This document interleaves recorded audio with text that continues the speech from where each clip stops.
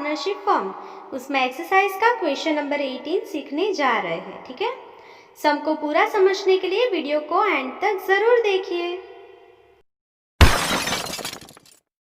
कौन से अकाउंट बनाने हैं वो अभी आपको लर्न हो गया होगा, मैं आपको रिमाइंड करवा देती हूँ क्विकली।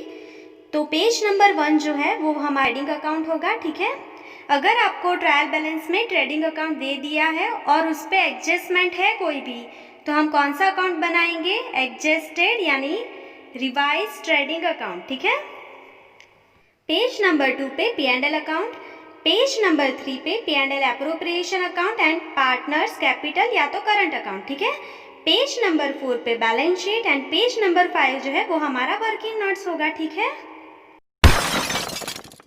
सम को शुरू करने से पहले टेक्स्ट बुक में एक्सरसाइज का क्वेश्चन नंबर 18 आप ओपन कर ले एंड पेंसिल को साथ में रखिए। तो सम को शुरू करने से पहले हमें चेक करना है सम में कि हमें पार्टनर के कैपिटल अकाउंट बनाने हैं कि करंट अकाउंट। तो पूरे सम में आप चेक करेंगे संत एंड महंत के कैपिटल अकाउंट की बैलेंस आपको क्रेडिट साइड दे दी है, करंट अकाउंट आपको कहीं पे भी नहीं दिया है। तो अभी आप समझ ही गए होंगे आपको कौन सा अकाउंट बनाना है, यहाँ पे कैपिटल अकाउंट बनाना है। ठीक है, संत एंड महंत का कैपिटल अकाउंट हम यहाँ पे बनाएंगे। क्लियर? तो पेज नंबर 1 पे मैंने ट्रेडिंग अकाउंट बना लिया है, partnership firm of Sant and Mahant for the year ending on 31 March 2017। ठीक है, पेज नंबर 2 पे मैंने P&L account of partnership firm of Sant and Mahant for the year ending on 31 March 2017 बना लिया है।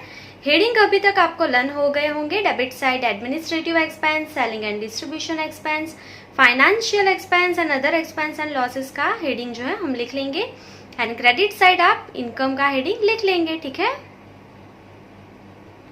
पेज नंबर 3 पे मैंने P&L appropriation account of Sant and Mahant for the year ending on 31 March 2017 बना लिया है। उसके साथ मैंने पार्टनर के कैपिटल अकाउंट यहाँ पे बना लिए हैं। ठीक है, सो पूरे सम में आपको कैपिटल अकाउंट की बैलेंस दी है तो हम यहाँ पे कैपिटल अकाउंट बनाएंगे, ये आपको पता है। ठीक है, पेज नंबर 4 पे balance sheet of partnership firm of Sant and Mahant as on 31 March 2017 ये बना लेंगे। कैपिटल साइड का हेडिंग आपको अभी पता है, capital account, reserves, non current liabilities and current liabilities. Clear? And asset side आप लिखेंगे non current assets, fix asset, investment and current assets. ठीक है, सो वीडियो पॉज करके या तो स्क्रीनशॉट लेके आप यहाँ तक के अकाउंट्स बना लेंगे पहले, उसके बाद ही पेज नंबर 5 पे जाएंगे। ठीक है, उसके बाद ही वीडियो आप शुरू करेंगे। सो यहाँ पे पेज नंबर 5 पे मैंने लिख लिया है वर्किंग नोट्स का हेडिंग। ठीक है, सो एडजस्टमेंट रीड करते जाएंगे एंड शुरू करेंगे sum. Adjustment number 1, there was stock of rupees 85,500। ठीक है, ये क्लोजिंग स्टॉक है, ऑब्वियसली आपको एडजस्टमेंट में दिया है। सो ये क्लोजिंग स्टॉक की एंट्री डायरेक्टली करेंगे ट्रेडिंग अकाउंट में credit side and balance sheet में करंट एसेट में। ठीक है, ये एंट्री अभी तक सबको आ जानी चाहिए, इसको वर्किंग नोट्स में हम नहीं लिखेंगे। ठीक है, चलो उसके बाद है second adjustment, provide 15% depreciation on plant and machines and 7.5% on furniture and fittings. ठीक है, सो प्लांट एंड मशीनरी पे आपको डेप्रिसिएशन कैलकुलेट करना है एंड फर्नीचर एंड फिटिंग्स पे भी कैलकुलेट करना है। ठीक है, सो पूरे समय चेक करेंगे plant and machinery and furniture पे परचेज, सेल या उसके ऊपर डेप्रिसिएशन आपको ट्रायल बैलेंस में दिया है कि नहीं दिया है।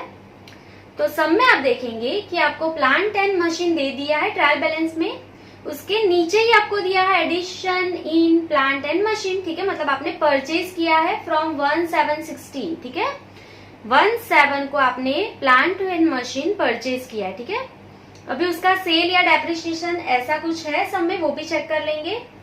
तो आप क्रेडिट साइड देखेंगे, sale of plant and machine on 1416 book value ₹6,900। ठीक है, तो आपको यहाँ पे बोला है कि आपने सेल कर दी है, 1416 को सेल कर दिया। ठीक है, सो शुरुआत की जो डेट है 1416 तभी आपने ये सेल कर दिया है, तो यहाँ पे हमें कैलकुलेट करना पड़ेगा। तो हम यहाँ पे लिख लेंगे adjustment number 2, depreciation on plant and machines.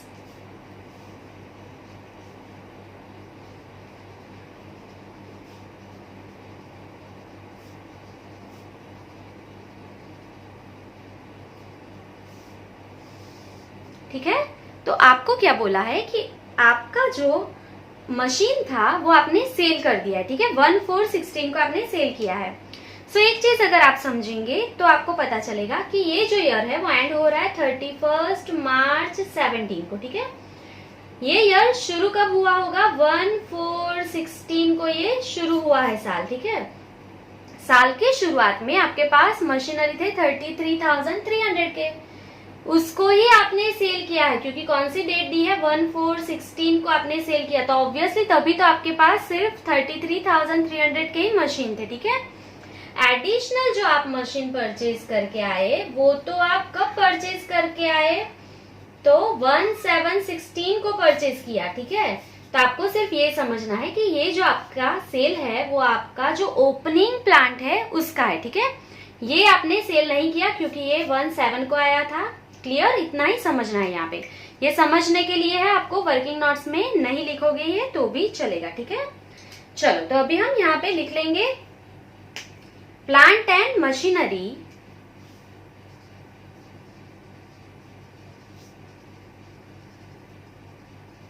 Trial balance का, ठीक है। तो आपका 1/4/16 डेट को आपके पास कितने प्लांट्स थे? 33,300 के आपके पास प्लांट थे। क्लियर? सबसे पहले आपने उसी दिन को 1/4/16 को ही सेल कर दिया, ठीक है। ब्रैकेट में आप डेट भी लिख सकते हैं, 1/4/16 को ही आपने सेल कर दिया, ठीक है। उसकी बुक वैल्यू आपको ब्रैकेट में दी है 6,900, ठीक है। आपको बुक वैल्यू लिखनी है, ये बुक वैल्यू है। सो 33,300 के प्लांट थे, उसमें से आपने सेल कर दिया 6,900 के प्लांट आपने सेल कर दिए। तो अभी आपके पास प्लांट कितने हैं? 26,400 के, ठीक है। सो ये है आपके पास बैलेंस ऑफ प्लांट,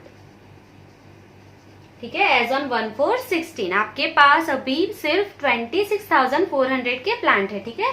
तो अभी आप डेप्रिसिएशन कैलकुलेट कर सकते हैं। तो हम ये अभी यहाँ पे वापस से लिख लेंगे, डेप्रिसिएशन इज इक्वल्स टू, सबसे पहले हम कौन से मशीन पे गिनेंगे? 26,400 पे डेप्रिसिएशन कैलकुलेट करेंगे, ठीक है। सो यहाँ पे क्या लिखेंगे? Balance of plant is equals to 26,400 multiply by कितने परसेंट डेप्रिसिएशन कैलकुलेट करना है? 15%, ठीक है। सो 26,400 का 15% कर लेंगे,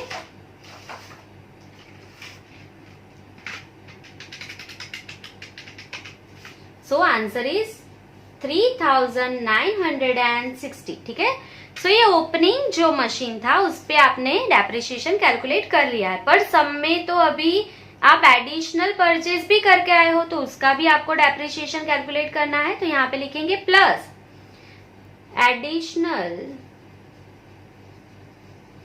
प्लांट, ठीक है, डेप्रिसिएशन ऑन एडिशनल प्लांट, ठीक है। ये कभी लाए हो आप? 1/7/2016 टू ईयर कब खत्म होगा? 31 मार्च 17 को, ठीक है, मैंने यहाँ पे लिखा ही है। सो 7, 8, 9, 10, 11, 12, 1, 2 एंड 3 कितने मंथ है यहाँ पे? 9 मंथ, ठीक है। आपको 9 मंथ का यहाँ पे डेप्रिसिएशन कैलकुलेट करना है। क्लियर? तो 9 मंथ का डेप्रिसिएशन हमें यहाँ पे कैलकुलेट करना है। तो आप कितना एडिशनल लेके आए हो प्लांट? तो आप ट्रायल बैलेंस में देखेंगे 24,000। सो यहाँ पे लिखेंगे therefore 24,000 into 15% into 9 divide by 12, ठीक है। सो सॉल्व कर लेंगे 24,000 into 15% into 9 divided by 12, so answer is 2700, ठीक है। सो एडिशनल जो मशीन है, प्लांट है आपका, उस पे 2700 डेप्रिसिएशन कैलकुलेट होगा। सो दोनों का टोटल कर लेंगे तो 6,660 रुपीज, ये आपका टोटल डेप्रिसिएशन है, ठीक है। सो यहाँ पे हम लिख लेंगे total depreciation on plant and machine, ठीक है, 6600। अभी इसकी दोनों एंट्री कहाँ पे होगी? तो सबसे पहली जो एंट्री है वो आपको पता है, बैलेंस शीट में प्लांट में से माइनस कर देंगे, प्लांट एंड मशीनरी में से माइनस हो गया ये, ठीक है। सेकेंड एंट्री कहाँ पे होगी? तो ये प्लांट पे डेप्रिसिएशन है, तो आपको पता है प्लांट का जो डेप्रिसिएशन होता है वो कहाँ पे लिखा जाता है, ट्रेडिंग अकाउंट में डेबिट साइड, ठीक है। ये P&L में नहीं लिखा जाता है, ये आपको लर्न रखना है, ठीक है। सो ट्रेडिंग अकाउंट में डेबिट साइड इसे लिखना है, ये 2 एंट्री यहाँ पे होगी, ठीक है। अभी आपको क्या फाइंड करना है, तो आपको सेल जो दिया है, अभी ये एडजस्टमेंट कंटिन्यू है, सेकेंड वन अभी खत्म नहीं हुआ है। सेल जो है प्लांट का, उस पे प्रॉफिट है कि लॉस है, क्योंकि उसकी भी एंट्री हमें यहाँ पे करनी पड़ेगी, तो हम यहाँ पे लिख लेंगे प्रॉफिट और loss on sale of plant and machine, ठीक है। या तो प्रॉफिट हुआ होगा या तो लॉस हुआ होगा। सो ये आपको यहाँ पे फाइंड करना है। तो कैसे करेंगे, तो आपको बुक वैल्यू दी है, ठीक है। So book value of plant कितने थे, 6900, ठीक है। बुक वैल्यू कितनी थी, 6900, ब्रैकेट में आपको दिया है। अभी आपने सेल कर दिया, मतलब उसको क्या बोलेंगे, सेलिंग प्राइस। सो आपने सेल कर दिया उसको, आउटर कॉलम में देखेंगे 4800 में सेल कर दिया आपने। सो 6900 के प्लांट थे, आपने 4800 में सेल कर दिए, तो ये तो आपको लॉस हो गया 2100 का, ठीक है। तो ये क्या हो गया, loss on sale of plant, ठीक है। ये कैसे पता चलेगा आपको, तो 6900 के थे, 4800 ही मिले उसके, तो 2100 कम मिले, वो आपका लॉस है। और ये लॉस कहाँ पे लिखा जाता है, तो P&L अकाउंट में डेबिट साइड कहाँ पे लिखेंगे, अदर एक्सपेंस एंड लॉसेस में, ठीक है, क्योंकि सारे लॉस जो है वो वहीं पे लिखे जाते हैं। क्लियर। चलो, तो ये आपका एडजस्टमेंट नंबर 2 कंप्लीट हो गया। आई होप कि आपको समझ में आ गया होगा। और फर्नीचर पे कुछ भी परचेज, डेप्रिसिएशन या सेल नहीं दिया है, तो वो सब में हम डायरेक्टली कैलकुलेट करेंगे। तो plant and machine, addition in plant and machine and sale of plant and machine and furniture and fittings, ये सारी चीजों पे आप लिख लेंगे एडजस्टमेंट नंबर 2। क्लियर। चलो, अभी देखेंगे adjustment number 3, provide bad debts reserve of ₹2000 on debtors. सो ये एडजस्टमेंट डायरेक्ट ही होगा, डेप्टर्स पे आप लिख लेंगे एडजस्टमेंट नंबर 3, ठीक है। 6% interest is payable on capital of partners, ठीक है। पार्टनर को कैपिटल पे इंटरेस्ट देना है 6%, तो कैपिटल पे लिख लेंगे एडजस्टमेंट नंबर 4। ये सारे एडजस्टमेंट हम डायरेक्टली ही कैलकुलेट करेंगे, बहुत ही इजी है, ठीक है। Adjustment number 5, outstanding expenses, productive wages, advertisement expenses, office salary, technical expenses, ये सारे जो एक्सपेंस है वो आउटस्टैंडिंग है, तो हम हर बार नहीं लिखेंगे, सिर्फ एक ही लिख लेंगे कि अगर आउटस्टैंडिंग एक्सपेंस है सम में, तो उसकी दोनों एंट्री कहाँ पे होगी, तो जो भी एक्सपेंस है उसमें क्या करना है, हमें सिर्फ प्लस कर देना है, ठीक है। एक्सपेंस में प्लस कर देंगे, और ये आउटस्टैंडिंग है तो हमारे लिए एसेट है कि लायबिलिटी है, तो एक्सपेंस पे करना है, तो ऑब्वियसली एक्सपेंस को पे करना है, तो हमारे लिए क्या होगा, ये लायबिलिटी। तो कहाँ पे लिखेंगे, बैलेंस शीट में करंट लायबिलिटीज में, ठीक है, बैलेंस शीट में करंट लायबिलिटीज में। सो ये आप टिक कर लेंगे एडजस्टमेंट। प्रोडक्टिव वेजेस पे नंबर 5, एडवर्टाइजमेंट एक्सपेंस पे नंबर 5, ऑफिस सैलरी पे नंबर 5 एंड टेक्निकल एक्सपेंस पे नंबर 5 आप लिख लेंगे, ठीक है। सो यहाँ पे हमारे 1 to 5 एडजस्टमेंट कंप्लीट हो जाते हैं। सो यहाँ पे हमारे सारे एडजस्टमेंट कंप्लीट हो गए हैं। अभी हमें क्या करना है, तो अभी हमें हिडन एडजस्टमेंट चेक कर लेना है। तो आप देखेंगे जिसके ब्रैकेट में डेट दी हो या परसेंटेज दिया हो या कुछ भी लिखा हो। सो डेबिट साइड आप देखेंगे addition in plant and machine 1/7/2016, वो हमने कैलकुलेट कर लिया है, ठीक है। उसके बाद क्रेडिट साइड आप देखेंगे sale of plant and machine, वो भी हमने कैलकुलेट कर लिया है एडजस्टमेंट नंबर 2 में। उसके बाद 5% लोन फ्रॉम ज्ञानी फ्रॉम 1/10/16, ठीक है। आपने लोन लिया है ज्ञानी के पास से, तो उसको इंटरेस्ट पे करना पड़ेगा, ठीक है। तो ये हिडन एडजस्टमेंट है, स्टार कर लेंगे। Interest payable on loan of ज्ञानी,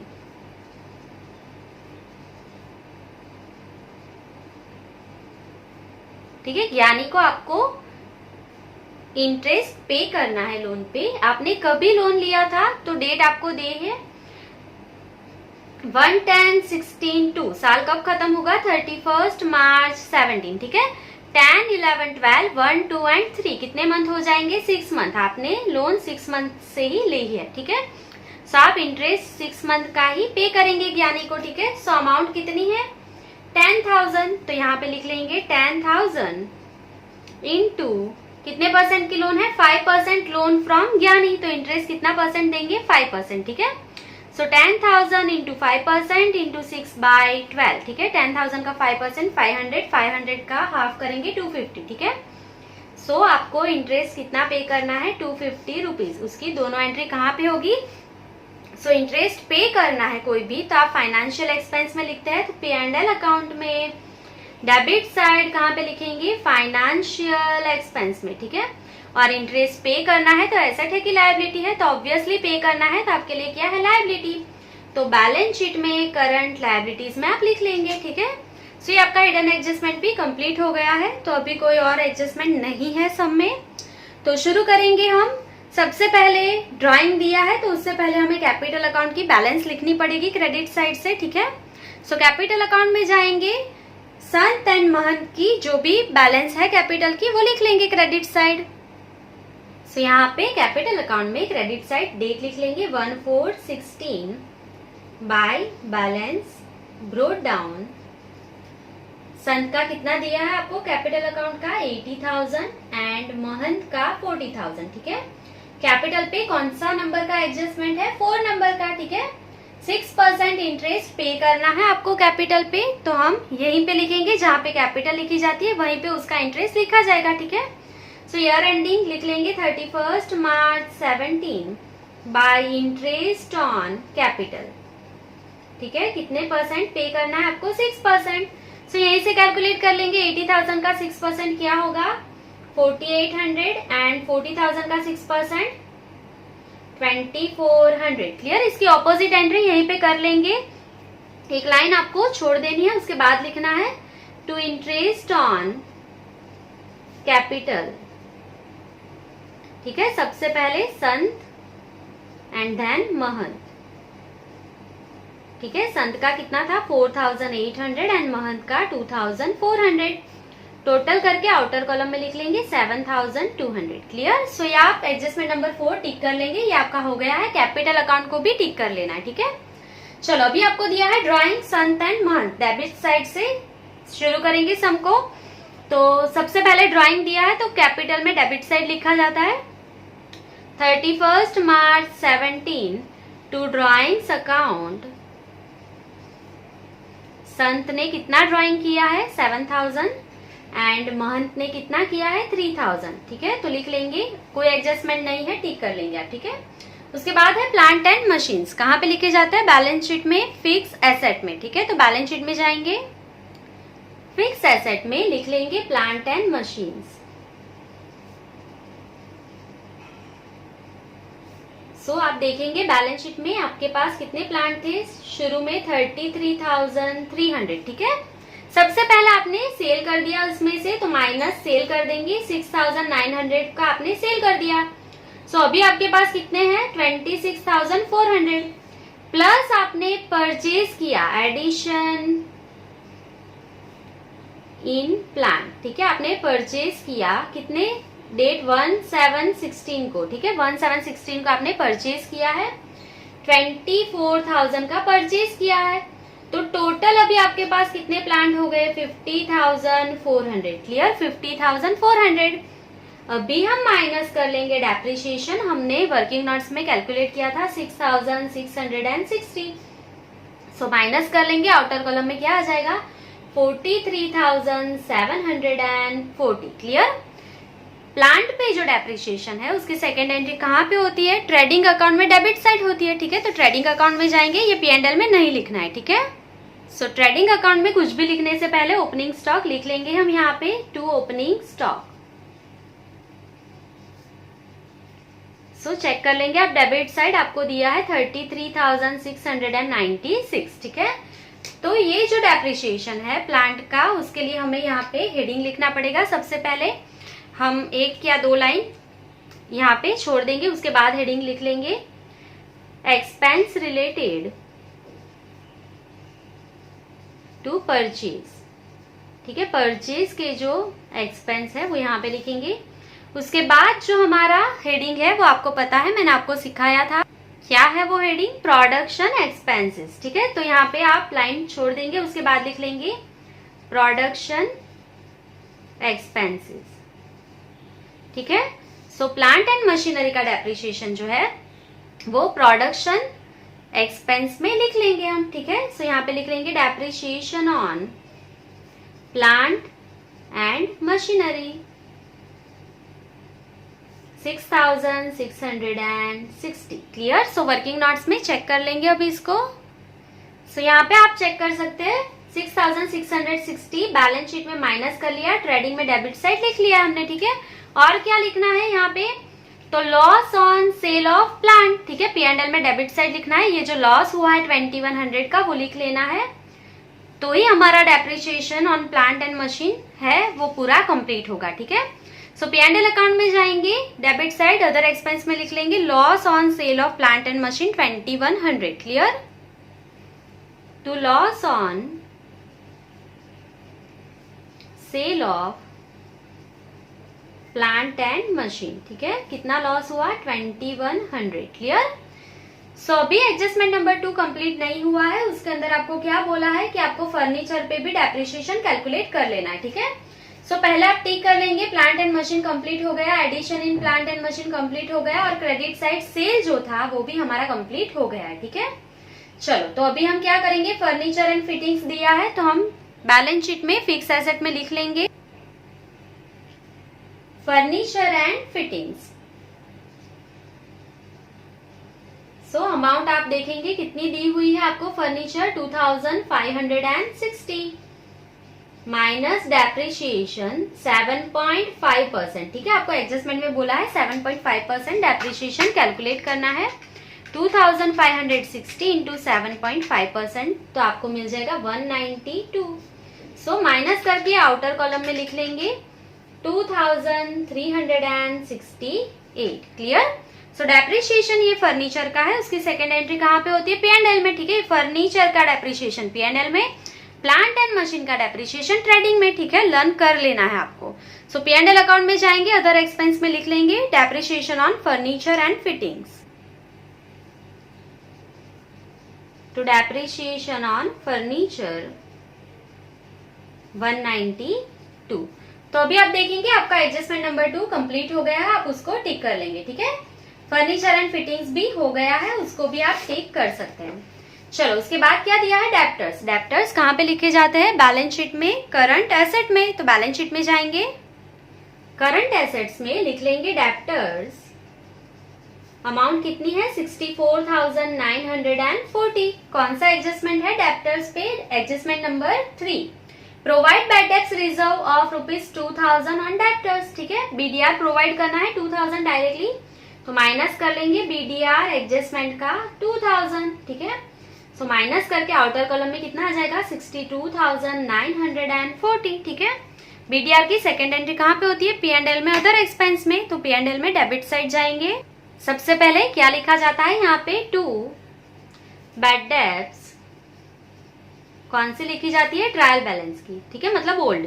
सो ट्रायल बैलेंस में कितनी है आपको बैड डेब्ट्स दी हुई? चेक कर लेंगे आप, 836। टिक कर लेंगे। ठीक है, प्लस बैड डेब्ट्स एडजस्टमेंट की, तो एडजस्टमेंट में तो कोई बैड डेब्ट्स थी ही नहीं, प्लस BDR एडजस्टमेंट की। ठीक है, बैड डेब्ट्स नहीं है एडजस्टमेंट की तो स्किप कर दिया मैंने, आप स्टेप लिख के डैश कर देंगे तो भी चलेगा। ठीक है, सो BDR एडजस्टमेंट की ऐड करेंगे, कितनी थी? 2000। ठीक है, अभी ऐड करने से पहले आपको चेक करना है BDR ट्रायल बैलेंस में दी है कि नहीं दी है।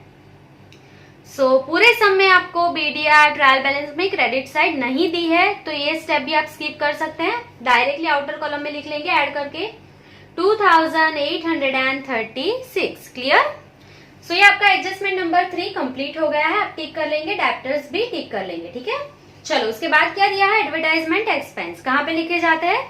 सेलिंग में। ठीक है, एडवर्टाइजमेंट क्यों करते हैं? सेल करने के लिए, तो यहीं पे लिखेंगे टू एडवर्टाइजमेंट एक्सपेंस।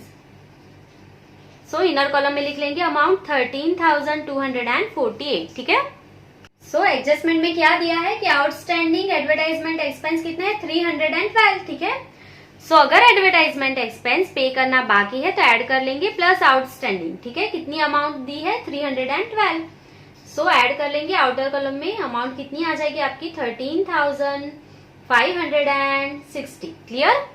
सो ये आपका आउटस्टैंडिंग है, पे करना बाकी है एक्सपेंस। तो दूसरी एंट्री कहाँ पे होगी, तो आपको एक्सपेंस पे करना है तो लायबिलिटी है, तो कहाँ पे जाएंगे बैलेंस शीट में करंट लायबिलिटीज में।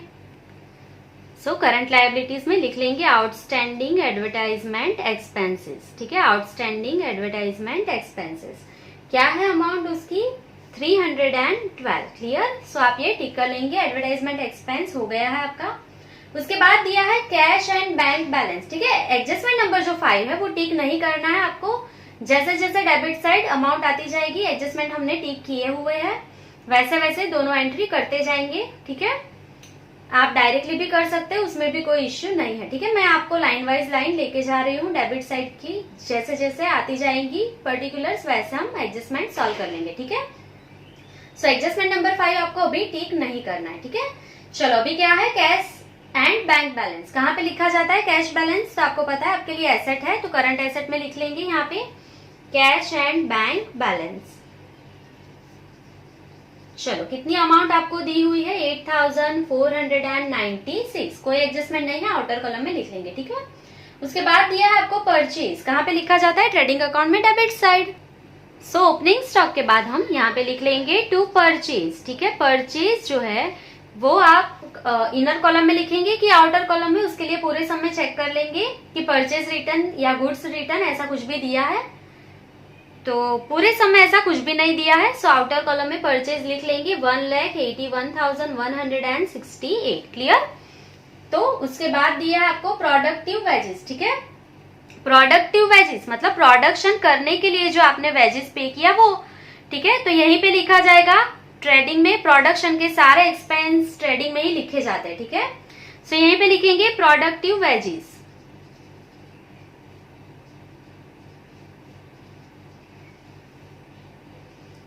इनर कॉलम में लिख लेंगे अमाउंट आपको दी है 45,272। क्लियर। उस पे है हमारा एडजस्टमेंट नंबर 5, ठीक है। क्या बोला है कि आउटस्टैंडिंग है प्रोडक्टिव वेजेस 784, तो क्या करेंगे प्लस आउटस्टैंडिंग 784, ठीक है। तो दोनों को ऐड कर लेंगे, आउटर कॉलम में आ जाएगा 46,056। क्लियर। ये जो आउटस्टैंडिंग है पैसा हमें पे करना बाकी है तो लायबिलिटी है, तो बैलेंस शीट में करंट लायबिलिटीज में लिख लेंगे outstanding productive wages ₹784। Outstanding productive wages 784। Clear. चलो उसके बाद क्या दिया है आपको इलेक्ट्रिसिटी एक्सपेंस फैक्ट्री, ठीक है। ये फैक्ट्री के है, तो फैक्ट्री के सारे एक्सपेंस कहाँ पे लिखे जाते हैं ट्रेडिंग में, तो वापस ट्रेडिंग अकाउंट में डेबिट साइड लिख लेंगे इलेक्ट्रिसिटी एक्सपेंस 2, यहाँ पे आप लिख लेंगे हर जगह पे 2 इलेक्ट्रिसिटी एक्सपेंसेस ऑफ फैक्ट्री, ठीक है। फैक्ट्री का है तो ट्रेडिंग में ही लिखा जाएगा। सो आपको क्या दी है अमाउंट 4,296, कोई एडजस्टमेंट नहीं है, आउटर कॉलम में लिख लेंगे, ठीक है। उसके बाद है rent and taxes of office, ठीक है। ऑफिस का जो रेंट है वो कहाँ पे लिखा जाता है एडमिनिस्ट्रेटिव में, तो P&L में एडमिनिस्ट्रेटिव एक्सपेंस में लिख लेंगे उसको टू रेंट एंड टैक्सेस, ठीक है। ये ऑफिस के है तो एडमिनिस्ट्रेटिव में ही लिखे जाएंगे, ठीक है। सो अमाउंट कितनी है उसकी 872, तो आउटर कॉलम में उसको लिख लेंगे। उसके बाद क्या दिया है rent and taxes of factory, ठीक है। फैक्ट्री का एक्सपेंस वापस से कहां पे लिखेंगे ट्रेडिंग में डेबिट साइड, तो ट्रेडिंग अकाउंट में जाएंगे debit side to rent and taxes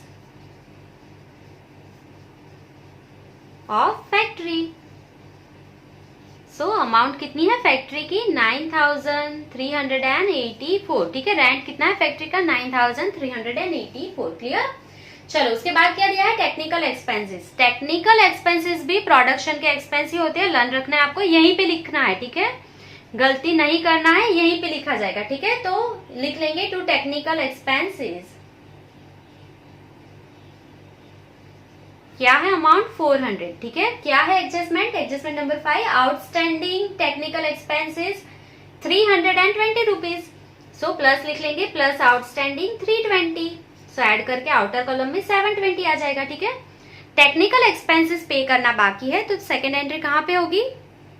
आपके लिए लायबिलिटी है, तो बैलेंस शीट में करंट लायबिलिटीज में लिख लेंगे outstanding technical expenses 320 rupees. Outstanding technical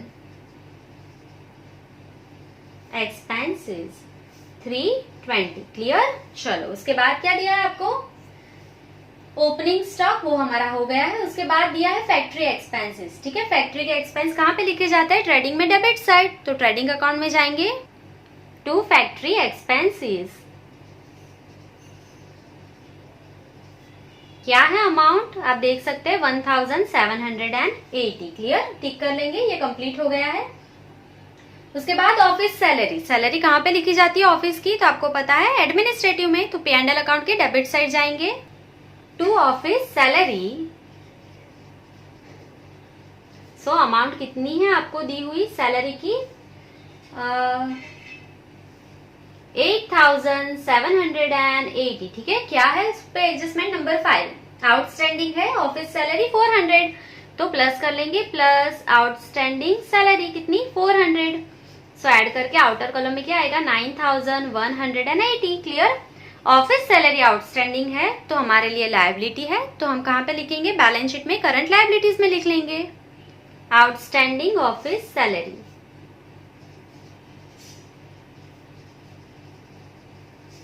कितनी अमाउंट है उसकी? 400। ठीक है, आउटर कॉलम में लिख लेंगे। सो यहाँ पे हमारा एडजस्टमेंट नंबर 5 कंप्लीट हो गया है। अगर आप चाहे तो एडजस्टमेंट नंबर 5 एक साथ भी कैलकुलेट कर सकते हैं, उसके बाद आगे बढ़ सकते हैं। ठीक है, जैसे भी आपको कंफर्टेबल हो वैसे आप कैलकुलेट कर सकते हैं, सिर्फ आपकी कोई भी एंट्री मिस नहीं होनी चाहिए। ठीक है, चलो उसके बाद क्या दिया है? Discount allowed. कहाँ पे लिखा जाता है? डिस्काउंट क्यों देते हैं हम लोग? सेल करने के लिए, तो सेलिंग एंड डिस्ट्रीब्यूशन में लिखा जाएगा। तो P&L अकाउंट के डेबिट साइड जाएंगे टू डिस्काउंट अलाउड, सेलिंग में लिख लेंगे टू डिस्काउंट अलाउड। अमाउंट कितनी है? 4800। क्लियर? चलो टिक कर लेंगे आप। उसके बाद bad debts, sorry carriage inward. Carriage inward कहाँ पे लिखा जाता है? Carriage inward. ठीक है, परचेज का एक्सपेंस है, सो ट्रेडिंग में लिखा जाएगा debit side. So carriage inward expense related to purchase है, तो यहाँ पे लिखेंगे टू कैरेज इनवार्ड। ठीक है, क्या है उसकी अमाउंट? 1700 आउटर कॉलम में लिख लेंगे। ठीक है, उसके बाद बैड डेब्ट्स हो गया है हमारा। Then office expense. Office expense कहाँ पे लिखे जाते हैं? एडमिनिस्ट्रेटिव में, तो P&L के डेबिट साइड जाएंगे टू ऑफिस एक्सपेंसेस। क्या है अमाउंट? 2072। सो ये आपकी डेबिट साइड कंप्लीट हो गई है। अभी क्रेडिट साइड चेक कर लेंगे। कैपिटल हो गया है हमारा। Then creditors. क्रेडिटर्स कहाँ पे लिखे जाता है? बैलेंस शीट में, लायबिलिटीज में, तो बैलेंस शीट में जाएंगे। सो क्रेडिटर जो है वो हमारे लिए करंट लायबिलिटीज है, तो करंट लायबिलिटीज में लिख लेंगे क्रेडिटर्स। अमाउंट क्या है? 48,000। आउटर कॉलम में लिख लेंगे, कोई भी एडजस्टमेंट नहीं है। ठीक है, चलो टिक कर लेंगे। उसके बाद सेल जो है वो हमारा कंप्लीट हो गया है। उसके बाद सेल्स, प्लांट का सेल कंप्लीट हो गया है, सेल बाकी है। ठीक है, तो सेल कहाँ पे लिखा जाता है? ट्रेडिंग अकाउंट में। कहाँ पे लिखेंगे? क्रेडिट साइड, तो ट्रेडिंग अकाउंट में जाएंगे। सो क्रेडिट साइड हम लिख लेंगे बाय सेल्स। ठीक है, सेल्स रिटर्न है नहीं, तो हम आउटर कॉलम में डायरेक्टली सेल की अमाउंट लिख सकते हैं 2,68,000। क्लियर? उसके बाद 5% लोन फ्रॉम ज्ञानी। ठीक है, तो लोन हमने ली है ज्ञानी के पास से, तो नॉन करंट लायबिलिटी है। ठीक है, तो बैलेंस शीट में लिख लेंगे नॉन करंट लायबिलिटीज में 5% लोन फ्रॉम ज्ञानी।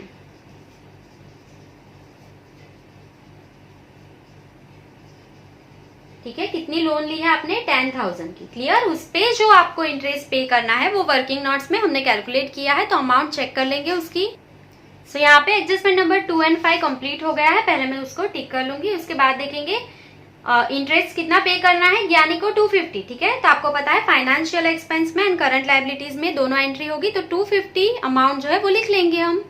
सो इंटरेस्ट पे करना है, तो लायबिलिटी है हमारे लिए, तो करंट लायबिलिटीज में लिख लेंगे 5%, sorry interest on loan from Gyani. ठीक है, कितनी अमाउंट थी? 250। क्लियर? सेकेंड एंट्री कहाँ पे करेंगे? फाइनेंशियल एक्सपेंस में, P&L में चले जाएंगे debit side to interest on 5% loan from Gyani. ठीक है, अमाउंट कितनी थी 250। क्लियर। सो ये हिडन एडजस्टमेंट कंप्लीट हो गया है। उसके बाद दिया है कमीशन। कमीशन क्रेडिट साइड दिया है, मतलब इनकम है। सो P&L में क्रेडिट साइड ही लिखा जाएगा। यहीं पे लिखेंगे बाय कमीशन रिसीव्ड। ठीक है, ये हमें मिला है कितने रुपीज है 800। क्लियर। सो अभी हमारी ट्रायल बैलेंस में डेबिट एंड क्रेडिट जितनी भी बैलेंस थी उसकी सारी एंट्री कैलकुलेट हो गई है। एडजस्टमेंट देख लेंगे 2, 3, 4 एंड 5 कंप्लीट हो गए हैं। सिर्फ एडजस्टमेंट नंबर 1 ही बाकी है हमारा, क्लोजिंग स्टॉक। ठीक है। सो कहाँ पे लिखा जाएगा, ट्रेडिंग अकाउंट में क्रेडिट साइड पहली एंट्री कर लेंगे by closing stock 85,500 and second entry कहाँ पे होगी, बैलेंस शीट में करंट एसेट में क्लोजिंग स्टॉक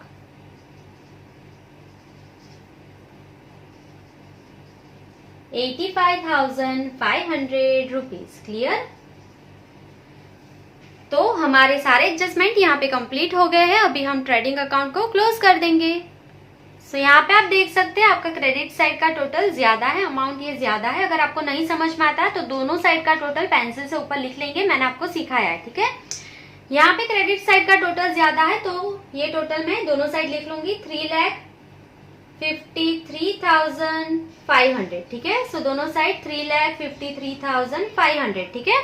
उसमें से डेबिट साइड का टोटल माइनस करते जाएंगे, minus 33,696 minus 1,81,168 minus 1,700 minus 6,660 minus 46,056 minus 4,296 9,384 720 1,780। सो आपको क्या मिलेगा यहाँ पे अमाउंट 68,040। ठीक है।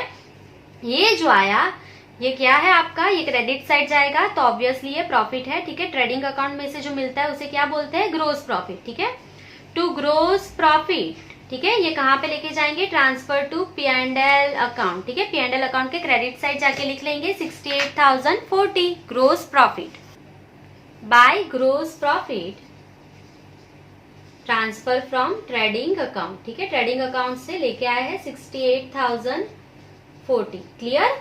चलो अभी आप देखेंगे कौन सा टोटल ज्यादा है। अगर आपको नहीं समझ में आता है तो दोनों साइड का टोटल कर लेना, पहले पेंसिल से ऊपर लिख सकते हैं। ठीक है, यहाँ पे क्रेडिट साइड का टोटल ज्यादा है तो 68,040 प्लस 800 करेंगे तो अमाउंट मिल जाएगी 68,840। ठीक है। सो दोनों साइड लिख लेंगे 68,840।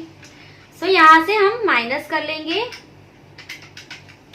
872 माइनस 9,180 माइनस 2,072 13,560 4,800 250 2,100 192 2,836।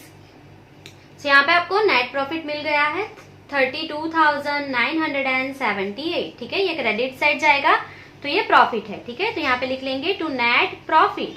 ठीक है, इसके बाद कौन सा अकाउंट आएगा, P&L एप्रोप्रिएशन अकाउंट। तो क्या लिखेंगे, transfer to P&L appropriation account. ठीक है, सो P&L एप्रोप्रिएशन अकाउंट के क्रेडिट साइड जाके लिख लेंगे net profit 32,978 by net profit. कहां से लेके आए हो आप, ये P&L अकाउंट में से।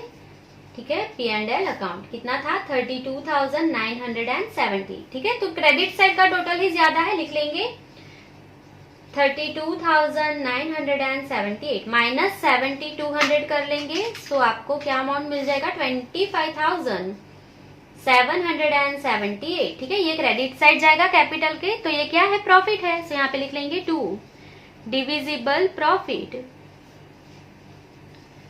ठीक है, कहाँ पे लेके जाएंगे, transfer to capital account. Sant and महंत के बीच में ये प्रॉफिट डिस्ट्रीब्यूट कर लेंगे। ठीक है, कौन से रेशियो में, तो आप फर्स्ट लाइन रीड करेंगे क्वेश्चन में, Sant and Mahant are partners of a firm sharing profit and loss in the proportion of 3:2। यहाँ पे हम लिख लेंगे 3:2। ठीक है, कैसे डिस्ट्रीब्यूट करना है, डिवाइड बाय 3 + 2 = 5 इंटू 3 = सो 15,466.8, ठीक है। 0.80 पैसे आप किसी को नहीं दे सकते, तो आप 66.8 है तो 67 कर लेंगे, ठीक है, क्योंकि 0.80 जो है मतलब 80 पैसे हम किसी को नहीं देते अकाउंट्स में प्रॉफिट, ठीक है। सो हम उसको राउंड ऑफ कर लेंगे 15,467 and then 2 is equals to, so 10,311.2, तो 11 ही रखेंगे, 0.20 पैसा इसको नहीं देंगे, ठीक है। सो इसकी ऑपोजिट एंट्री यहाँ पे कर लेंगे 31 मार्च 17 बाय डिविजिबल प्रॉफिट। कहां से लेके आए हो आप ये? P&L एप्रोप्रिएशन अकाउंट, ठीक है, P&L एप्रोप्रिएशन अकाउंट में से। सो संत को कितना प्रॉफिट मिलेगा? 15,467 एंड महंत को 10,311। सो ये कैपिटल अकाउंट है, ऑब्वियसली क्रेडिट साइड का बैलेंस ही ज्यादा होगा, तो संत का क्रेडिट साइड का टोटल पहले कर लेंगे। सो क्या आया है अमाउंट?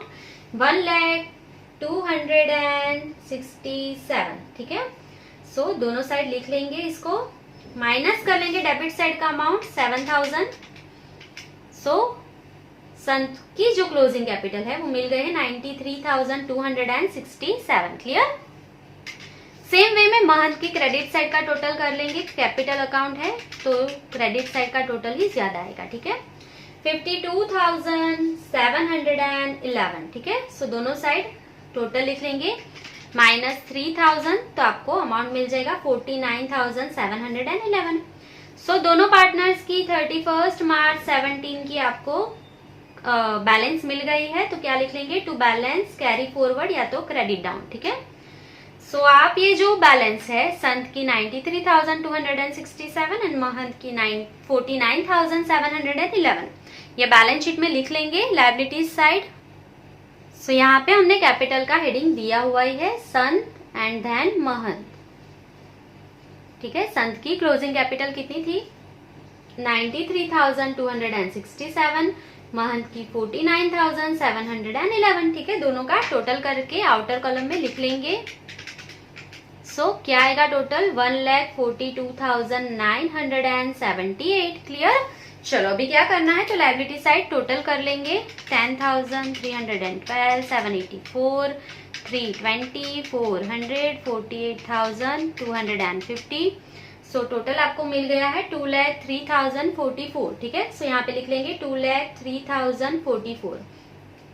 एसेट साइड भी उतना ही टोटल आना चाहिए, 43,740, 2,368, 62,940, 8,496 माइनस 85,500, ठीक है। सो आपको मिल गया है टोटल 2,03,044, ठीक है। ये आप चेक कर सकते हैं, दोनों साइड आपका इक्वल आ गया है बैलेंस शीट। सो यहाँ पे हमारा सम जो है क्वेश्चन नंबर 18 वो कंप्लीट हो गया है। आई होप कि आपको सारे एडजस्टमेंट जो है वो समझ में आ गए होंगे। अगर आपको कोई भी एडजस्टमेंट समझ में नहीं आ रहा है तो आप उसको रेड पेन से स्टार करके रखिए। बोर्ड एग्जाम में आपको वो स्टार ही देख के जाने हैं, ठीक है। अगले दिन जब आप चेक करेंगे अपनी नोट तो आपको स्टार वाले जो एडजस्टमेंट है वो देख के जाना है, सो दैट आपकी मिस्टेक कभी भी नहीं होगी, ठीक है। बाकी के जो एडजस्टमेंट है वो तो आपको आ ही रहे होंगे, जो आपको थोड़े डिफिकल्ट लग रहे हैं तो आप स्टार कर लीजिए और बार बार उसको देखते जाइए, प्रैक्टिस करते जाइए उसी एडजस्टमेंट की, तो आपको मिस्टेक नहीं होगी, ठीक है। और ये जो सम है वो अभी आप वीडियो देख के एक बार कैलकुलेट कर ले और खुद से भी आप एक बार सारे सम कैलकुलेट करना शुरू कर दे रफ बुक में। सो बोर्ड एग्जाम के लिए आप प्रिपरेशन अच्छे से कर पाएंगे, ठीक है। सो आई होप कि आपको वीडियो समझ में आ गया होगा। अगर आपको कोई सजेशन देना है तो भी आप कमेंट सेक्शन में सजेशन दे सकते हैं। अगर आपको कोई डाउट्स है तो भी आप कमेंट सेक्शन में पूछ सकते हैं, मैं रिप्लाई जरूर करूंगी आपको। तो ऐसे ही वीडियो देखते रहने के लिए मेरे चैनल को लाइक, शेयर एंड सब्सक्राइब जरूर कीजिए। Thank you.